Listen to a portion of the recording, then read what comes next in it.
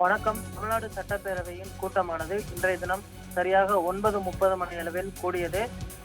சபாநாயகர் அப்பாவு எழுந்து இரங்கல் குறிப்புகளை வாசித்தார். குறிப்பாக மறைந்த முன்னாள் சட்டப்பேரவை உறுப்பினர்கள் புரட்சிமணி, குணசேகரன், கோவிந்தசாமி, அமர்நாத், அறிவழகன், அன்பரசன் என்கிற ராமலிங்கம், அலிலூர் ரகுமான், சின்னசாமி உள்ளிட்டோருக்கு இரங்கல் குறிப்பானது வாசிக்கப்பட்டது. அதே போன்று மாண்புமிகு பேரவைத் தலைவர் அவர்கள் முன்பு பார்த்தோமேனால் கரூரில் 27/9/2020 அன்று கூட்ட நெரிசலில் உயிரிழந்தவர்களுக்கும், அதே போன்று முன்னாள் முதல்வர் அச்சுதானந்தன் அவர்கள் மறைவுக்கும், முன்னாள் முதல்வர் ஜார்க்கண்ட் சிபுசோரன் அவர்கள் மறைவிற்கும், அதே போன்று முதுபெரும் அரசியல் தலைவரும் நாகாலாந்து மாநில ஆளுநர் அவர்கள் திரு லா கணேசன் அவர்கள் மறைவிற்கும் பார்த்தோமேனால் இரங்கல் தீர்மானது வாசிக்கப்பட்டது.